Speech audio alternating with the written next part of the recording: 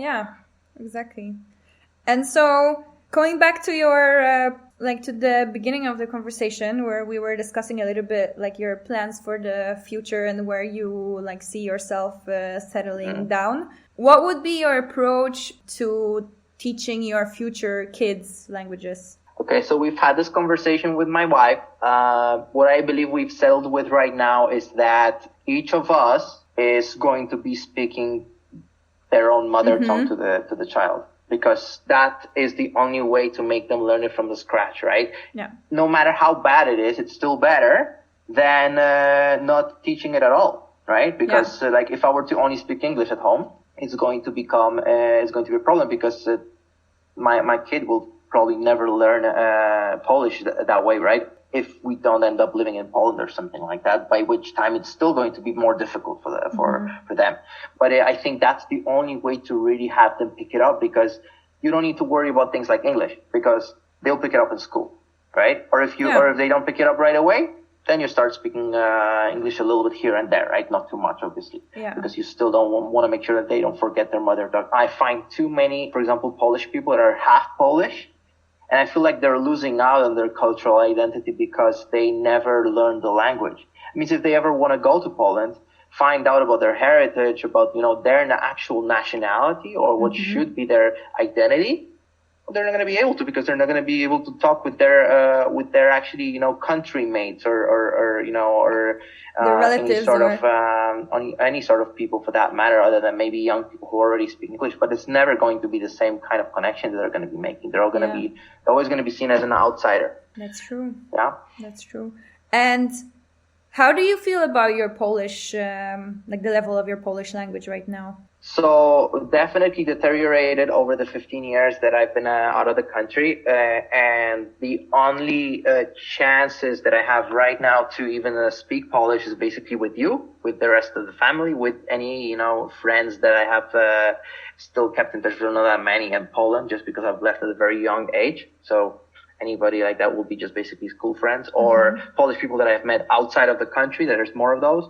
But what I do think is that's going to get better going forward, because where I live in the GTA area here, there's a lot of Polish people. So there's going to be more chances, I'm sure, especially once, COVID draws to an end, hopefully very soon. And there's especially in the very city that I live, there is a whole area of Polish people. So I'm assuming that I'll have a lot of opportunities. And also that should then help my wife, because if I'm able to become part of a social circle in Poland, then maybe we can, do a similar exercise like I've done with Spanish. That would be great for her Polish. Yeah, definitely. And another thing that she will need it is because I'm assuming that if we go to if we do that thing where I mentioned with speaking to the child with only the parent's mother tongue, she's probably going to get some questions in Polish from her child at some point when I'm not there, and she's not going to understand what's going on. So she better get a grasp on that. No, I do feel that if you would be speaking to your kids in Polish, Gabi's also going to have an opportunity. She's going to have a level, because but she will naturally she will naturally pick it up as well, like hearing you repeat certain things, right? That's true. And she actually, believe it or not, I believe that she actually has more of a talent than me in picking up languages, because what I find, and we can probably have another conversation with her at another time with her, but what I do believe is that I have actually had to leave my country to learn or live in that country X to learn language X. She learned English fluently without even having to leave Venezuela, which is very impressive, right? I admire people who are able to do that, because I haven't been able to do that, literally, right? I mean, speaking Spanish in Florida doesn't count, because it's basically like you're not in America. So actually, I believe that she has a gift of listening. There were words that she remembers just from whatever travels we've had and meeting my parents. So she's able to have a very rudimentally with probably about 300 word vocabulary with my parents, with my grandparents, but it works. She's able to make a sentence out of it. Might not be grammatical, but it works and there's some communication going on. So she has a good, good ear, so to say, right? Mm-hmm. So I believe that shouldn't be too much of an issue. So, but back to what you said, Kasia, is that I believe that she might actually be able to pick it up like that. Mm-hmm. Which is actually the way how children learn, right? And if she has that same possibility, then I believe it's going to be very good for her now. How far she can get with it, that is another question. But I believe even if this helps for us to have an everyday conversation in Polish, good enough for me, Mm-hmm. Yeah. And this also touches on how you've mentioned that you learn languages, such as a more organic listening kind of way, just pure exposure. Yeah. And that just comes to show that not every person has to learn languages in the same way as they're told to do it, right? So it's really find your own way, see what works for you, and never tell yourself that because person X told you you have to learn a language in that way, it has to be like that. Now, probably they're just telling it to you based on their own experience. Whether it just works for you, that's a whole other question. Yeah, that's the way that everybody starts with their first language, right? At school, but that doesn't mean that you have to learn the same way for the rest of your life, right? Yes. And there's so many ways to be exposed to languages right now, even on social media, you can just put a Netflix series, with different subtitles, and you can start with that and then try to find people to speak with, right? Because learning on the street is the best way to do it, right? Yeah, Kasia, but I believe that the Netflix points you raised is very good because that is something that a couple years back didn't exist in such a high, to such a high extent. Because now what you can just do, especially that Netflix has pretty much expanded all over the world, you can get any sort of subtitles you want, or the spoken or dubbed language, which is great because that means you can probably just do what I did with French at some point was I just find a series or a movie that is originally in French, leave that on, but because I know that my French is not good enough to follow what they're talking about without subtitles, I'm just gonna try either maybe first to put it with English subtitles, but I think the better option is French subtitles. That way you at least have that aid in the form of written words. Yeah. And then see if you can rewatch it maybe a couple of months later without the subtitles and see how much you understand, right? I think that's something that is really important to be able to do because that's like a kind of gateway to really effectively listen to a language. Yeah, and that's also good for that first part of the language learning process, like you mentioned, the pronunciation, right? Especially with French, I think that can be really handy.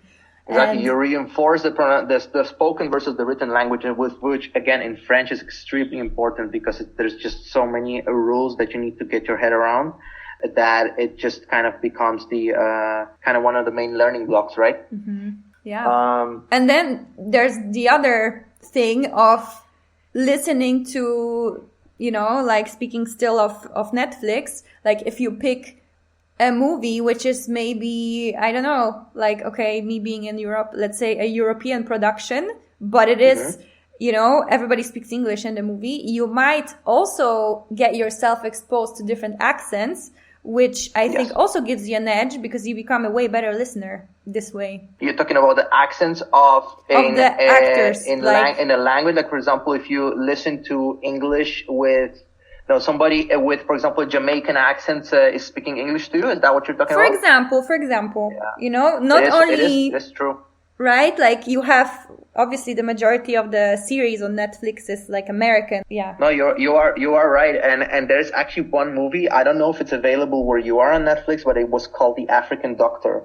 So it was about a family from, I believe it was Congo, that was a doctor's family, and they moved to a village in northern France. So, for example, their accent in French is completely different to, right? So to regular, ethnic French people. And then that actually is an advantage because especially when you go to a country like Canada, you get so many different accents, right? Not just the Canadian accent, but you get the Indian accents, you get the Chinese accents, you get obviously the Polish, the Portuguese and Italian accents. You hear all of that, right? So you gotta train your ear to hear that too, because at the beginning it has been tough for me, right? So it does definitely helps to reinforce your listening skills in a language, because whenever you move, you're going to have a little bit of trouble too. Yeah, exactly. I think that if I were to go to Spain right now, I'll have trouble to understand Spaniards at least at the beginning, for example, because it's just such a completely different accent. You got to kind of rewire your brain a little bit, or like if you go to Argentina where you have completely different sounds as well, it's a similar case. And the singing of the language is just, the tone of the language is so different that you gotta really retrain yourself to be able to communicate again, even though it sounds like it's the same language, right? Yeah. Okay. So there was one item that I wanted to talk about to wrap up, something related to vocabulary learning. We have spoken about the spaced repetition, but then also something I like to use in order to target vocabulary that's actually beneficial to learn is frequency lists, right? So when you're learning vocabulary from, for example, books, you're going to come across a lot of bookish vocabulary, and vocabulary that's not as common, right? Just because the prose language is just a little bit more sophisticated or a little bit more varied. So what helps is use a frequency list. So there's lists available for any, like most of the languages that are the more common ones on the internet. If it's an Excel file, if it's a TXT, you can play around with it. If you have if you're tech savvy, you can play around with it. And then what is the very helpful thing is that it actually tells you what the frequency is of that particular word, which then helps you to target your learning, right? If you're going to find a word that is like, comes up in a book, but that word is, for example, only has a rank of like 20,000 of 20,000 most common word, chances are you're never going to see that word again in your life. Yeah. Why would you learn it, right? So that helps to really concentrate and pick out the words that you want to learn. What I basically do is, if I read books, is I do just that. Have my Excel list and search, see if it comes up pretty high. Okay, I'm going to learn that. See if I can add the phrase that I saw it in, stick in that phrase also to my Anki. That way I have a little bit of context. The next time I'm going to see the word. That's another pretty huge tip that I believe that is pretty useful, because later you'll be like, that word, you'll just see it as a word, but it will become much easier for you than to do like an active recall, or even use it in the sentence if you have that sentence in front of you when you do the flashcard. Now, when you review the flashcard, and then, if there are words that you think might become irrelevant at a certain point, but you're not there yet because they have a kind of a low rank, but still within a nice range, like maybe 10,000 or something like that. It really depends on the language, because there are languages that are like more, the vocabulary is more concise. There are ones which is super wide, so it's very difficult to really compare one to another. But like, I basically, if I look at the frequency list, and if it's a word that's within the top 5,000, for sure I'm gonna note it down. 10,000 depends on my level. 20,000, yeah. So it's basically, that's what I like to do, and that way, because 90% of, well, I guess that also varies per language, right? But you'll notice that generally the 90% of a text is going to be the same words that repeat most of the time. That means you're going to be able to understand the vast majority of the text just because of knowing the most common words, right? And I know that there's a nice list in Dutch. There's one that I use for French, actually. And I just it's also nice too, because you get to just tick off these words and just like, oh, okay, I know this one. Cool. Okay. And then you kind of see the list growing, and you're like, my vocabulary is really getting better, because otherwise it's like really hard to gauge, right? Yeah. And then if you have a deck in Anki, and then you come up, all right, in French I have 5,200 words. Nice, because that means kind of can even give you an idea of a level you may have in a language, because some of you have the CEFR, I don't know if I'm pronouncing that correctly, but there's that kind of framework that they use in the EU. You can kind of try to gauge where you are with the language, right? There's obviously much more than that. Yeah. But at least vocabulary-wise, that you're going to actually be focusing on the most important words. And maybe actually you're a little bit better than that, because you're really focusing on ones that are most common and therefore more useful, right? Yeah. So that's really the piece of advice that I wanted to give on that topic. That's super cool. Actually, I think this is really interesting. And to be honest, I didn't really think of this before. I didn't know that these frequency lists even exist, but I guess this is the secret to learning multiple languages at the same time, right? You just have to prioritize. Exactly. And you'll have to. Yeah. Like learn the bigger bulk of the vocabulary, and try to work with that, right? And move on to the next language you want to master. Exactly. But always keep it fresh, right?